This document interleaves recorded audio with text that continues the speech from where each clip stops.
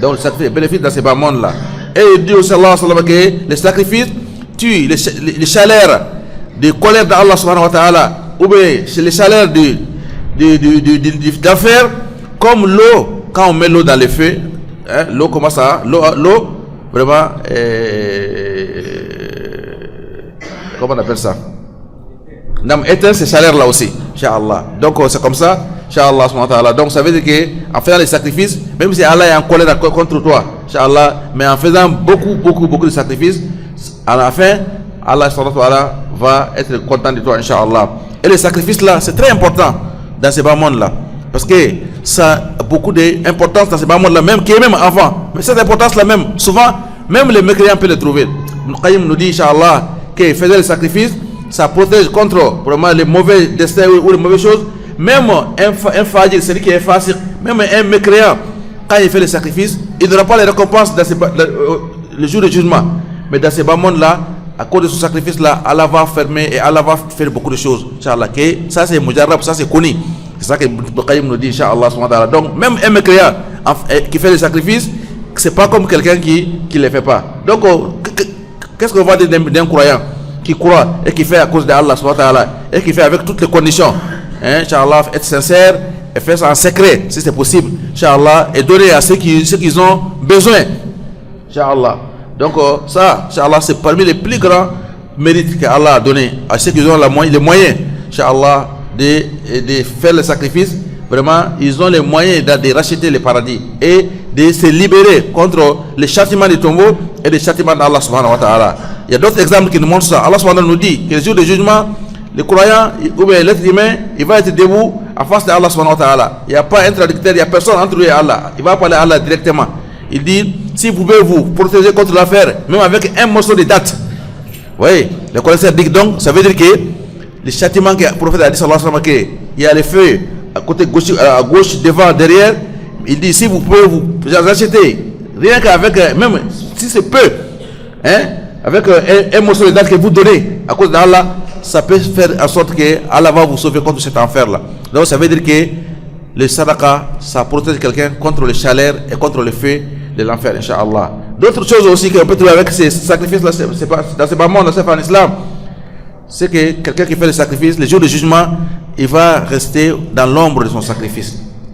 Un jour où le soleil va se rabaisser jusqu'à vers nos têtes, Inch'Allah, où les gens vraiment vont souffrir. Celui qui a fait beaucoup de sacrifices, lui, il sera, comme nous disons dans les tribunes d'honneur, il sera quelque part là où vraiment il est dans l'ombre et il ne va pas souffrir de ce salaire-là. Si tu veux avoir un grand ombre, fais beaucoup de sacrifices. Si tu n'as pas besoin aussi de cet ombre-là, ça c'est ton problème. Mais tout le monde en a besoin quand même. Donc il faut faire des sacrifices. C'est pour ça que les sahabis qui ont amené ça, qui Uqbat ibn Amir, il y a un des tabi'in qui était avec lui qui dit, ou bien le tabi'in qui a appris ça chez sahabi, qui a Abi Mursid, on lui a dit que chaque fois il venait à la mosquée, chaque jour il faisait des sacrifices. Jusqu'à un jour il venait à la mosquée avec des oignons dans sa poche, des oignons. Mais son lèvre lui a dit, mais toi tu sais que les oignons quand même, l'odeur ça peut déranger les gens. Toi qu'est-ce que tu fais? Ça il faut laisser avec les femmes à la maison. Il dit non. Le prophète a dit que chacun de nous, le jour du jugement, il va rester dans l'ombre de son sacrifice. Moi je vais sacrifier quelque chose chaque jour. Quelque chose. Donc Inch'Allah, il faut avoir une habitude de sacrifier quelque chose chaque jour. Inch'Allah, même si c'est peu. Donc Inch'Allah, ça aussi c'est parmi les bénéfices des sacrifices, celui qui fait les sacrifices, Inch'Allah subhanahu wa ta'ala. Donc ça c'est dans ces bas mondes là. Les jugements, chez Allah subhanahu wa ta'ala, c'est plus. Et parmi les bénéfices aussi, celui qui fait les sacrifices chaque jour, il va rentrer dans le nombre de gens que les anges font les doigts pour lui.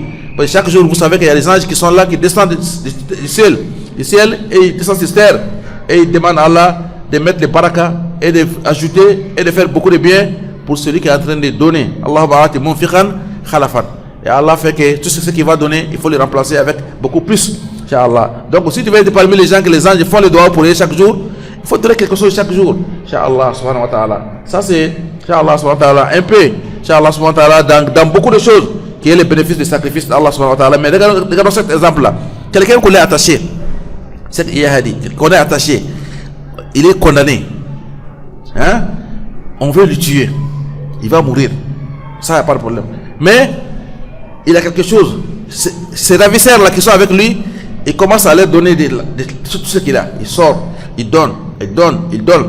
Jusqu'à voir bon, maintenant on t'a libéré, il faut partir. Oui.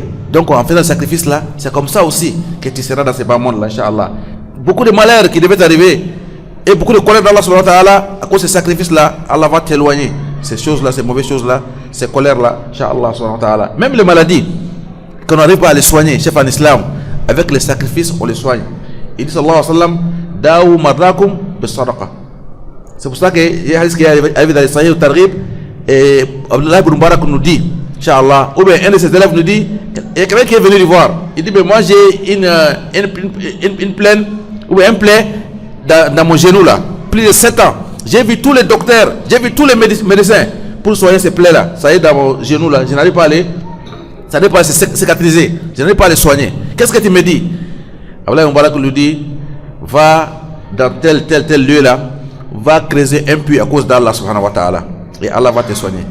Et il est parti, il a creusé un puits là-bas, et automatiquement Allah a fait que son blessure là est parti. Combien de maladies, combien de gens qui sont malades, ils sont partis à Bangkok, ils sont partis en Turquie, ils sont partis, comment on appelle ça, en Tunisie, en France, partout, ils n'arrivent pas à se soigner.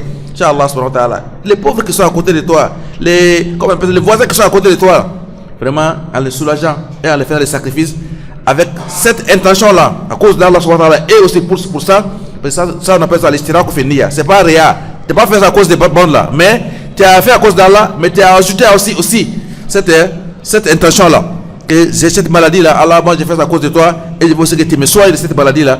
Les connaisseurs, les savants disent que c'est autorisé, et Inch'Allah, Allah va te soigner, Inch'Allah subhanahu wa ta'ala.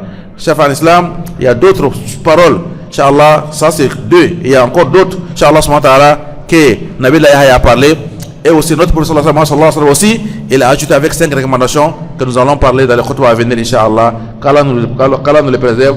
Alhamdulillahi Rabbil Alamin.